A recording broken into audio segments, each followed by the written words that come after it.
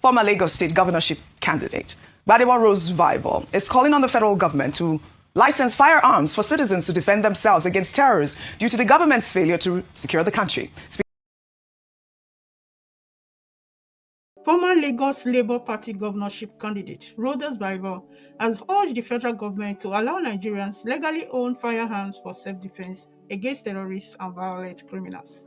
He argued that it is wicked and unfair for the government to expect citizens to stay vulnerable while the security system continues to fail them. According to him, if the government cannot guarantee safety, Nigerians should at least have the right to protect their own lives. Vivour has simply said what millions of Nigerians whisper every day. How long will citizens keep running from terrorists, kidnappers and bandits while waiting for a government that shows up late or doesn't show up at all? If a country cannot protect its people, should it also deny them the tools to protect themselves? Nigeria has become a place where ordinary people live in fear, while those in power move around with convoys and heavy security. It is truly wicked to expect unarmed citizens to face fully armed criminals who operate freely. Whether or not the government agrees to the idea of licensing guns, one thing is clear: Nigerians are tired of being sacrificed to insecurity. What do you think about what Vivour said? Drop your thoughts in the comment section. Speaking on live television, the politician cited recent abduction in Kwara and Ogun states over the weekend, saying that insecurity has spread beyond the north to other parts of the country, adding that it would be wicked to ask citizens to remain helpless when the government has failed to provide security. By calling for citizens to be licensed to carry firearms has been a long-time debate. Some say it's a radical proposal that will either be seen as a desperate cry for self-preservation or a recipe for total chaos. I mean, this is not the first time that we've, seen this debate online or even Nigerians talking. I believe there was even a bill by Ned Woko that, he tried to push. But, you can't really blame anyone calling to protect themselves at this point. We have even seen videos, if you can put some of those videos, of priests carrying guns that have been trending on social media all along. Your thoughts on the story? These are the videos we're seeing of these priests, even in church.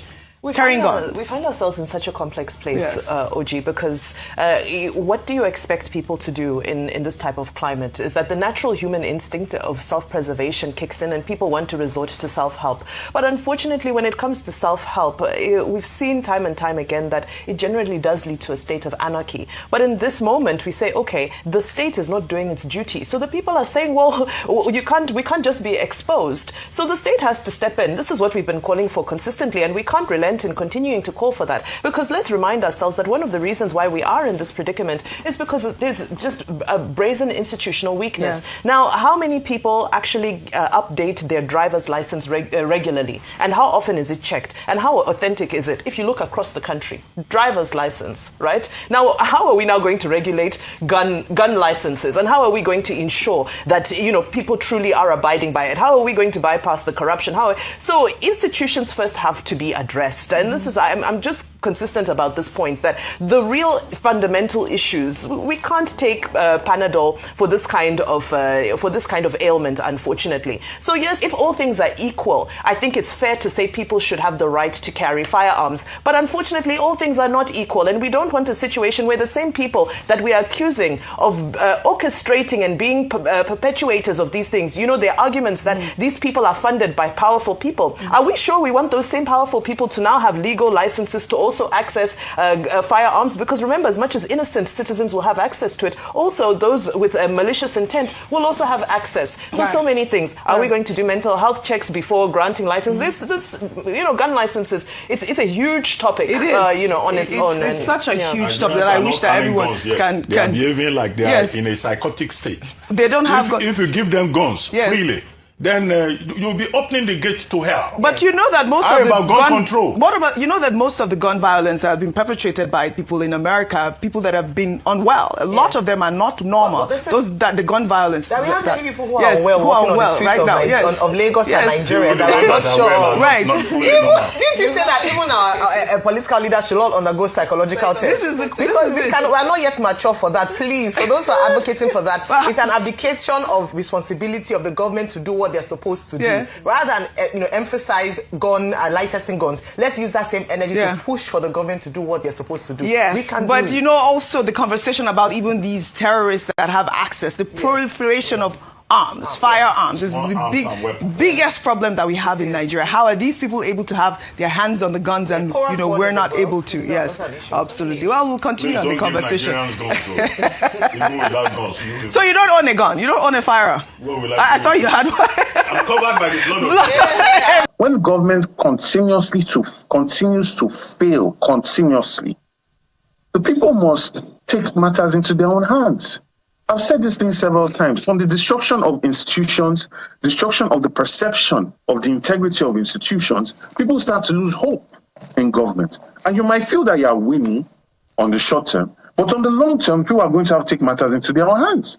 If they do not believe, if the people do not have a unified collective belief that they will get justice in the judiciary, if they do not collectively believe that the police will work in their interests and protect their lives and property, if they believe that the military will come and take away their protection or withdraw troops, and then shortly after terrorists will come in and kidnap and kill people, at some point, the people have to take a stand. It is wickedness to ask people to just remain helpless when the government fails them. The whole idea of government and this social contract is that we're giving up some of our rights so that you can provide certain services and protect lives and property. Now, if government is failing to meet up with their side of the contract, then the people must take matters into their own hands. How many people have to die before we understand this fact has to become a reality? Until the government steps up, right? So I believe that this is a conversation that we must start to have.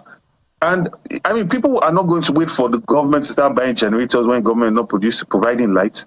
People do not wait for government to start before they start drilling borehole when government was not supplying them water. Are you saying, right? Mr. Badebo, Rhodes-Vivour, so let's be clear. Are you saying that, because my question is this a conversation that government should start considering? Because government is always afraid of anarchy. And are you saying that if you were in their position, because you also want power, you would not mind legislating about self-defense? If I was in their position, my focus would be on the well-being of the Nigerian life, and this problem will never have gotten this far because I will not be focused solely on the next election. I'll be focused on protecting my people. My people get hurt, I'll be there, so people will know that the government is taking these things seriously, not just with empathy, but with strength. So I will not answer that question in that regard. I'm talking about this situation now because of the failure of government that we found ourselves in, right? And in this failure, if the government cannot sit up, then they start considering licensing firearms. But then you now ask yourself, if the same government is withdrawing protection from people before terrorists come in, will they license firearms? You see, the way they've run this thing has just left so much room for doubt and conspiracy and a lack of belief in their credibility as a government, right? And that's a very dangerous precipice to be as a people in a country. All right, before I let you go, let's talk economy for a moment. And the focus will be what Alhaji Atiku Abubakar has raised, FIRS adding express payments as TSA collecting agent, onboarding them as they expand their responsibility. And now this has generated a lot of talk. He did an expansive write-up on his X handle questioning the transparency and the credibility of the process. For him, middlemen, why? Because he's seen it as a conduit for politically exposed persons who want to capture the state or state capture. That is his postulation as far as this issue is concerned, and he's asking for transparency. Alpha Beta was mentioned somewhere in the mix. What do you make of this new arrangement by the FIRS, which has responded that they should leave them to do their work, they should not politicize tax collection in Nigeria? You know, we've been talking about this Alpha Beta situation in Lagos for a very long time. People that are consultants are supposed to consult. And if you have to pay them a fee, you pay them a fee, and that should be the end of it. They should not be constantly taking chunks out of IGR when you have situation of security problems, you have situation of poor investments in our education, in our healthcare. but billions are going to consultants consistently every month. And what we have seen now is the alphabetization of Nigeria. And this was to be expected. I mean, people have talked about this, that this was bound to happen. Because you see a situation where this entity has hovered over the finances of Lagos for over 2 decades. Meanwhile, it is the LIRS that is doing majority of the work. So why would consultancies continue to extract so much money from an IGR when they can just give advice and let the LIRS that is being paid a salary as civil servants do the work? Why do we constantly need middlemen? And then they will then be at the helm of collecting some whatever percentage of resources from IGR when we are constantly borrowing money, we're constantly looking for ways to balance our budget. We should be trying to trim fat, but this is what we are adding right now at such a time in this country. It's completely disgraceful. The level of greed of people in government is just something I cannot understand. And I believe that as people, we must stand against this. All right. We must ensure that the FIRS is equipped to do their job, right? And if you need consultants can come on a temporary basis. They give advice. It's just like you employ McKinsey or BCG. They don't come in and give you advice and then collect a chunk out of your profit for the next 20 years. All right. And those are the best consulting firms in the world.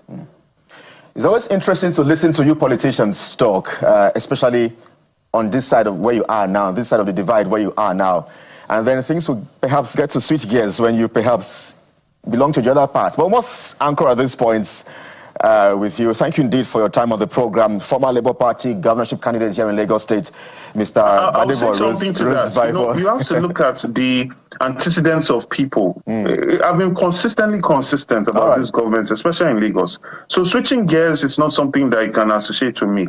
I get into office, I'll do my best. I'll stand by the principles that I've stood on for the last over a decade that I've been in politics now. All right. So you can be sure of that. Yeah, thank you so much. We wish you all the best. We thank you for these assurances. We wish you all the best, you and your new party now, the ADC. And our message to them is that perhaps you can step up a bit more with your pressure on the ruling party.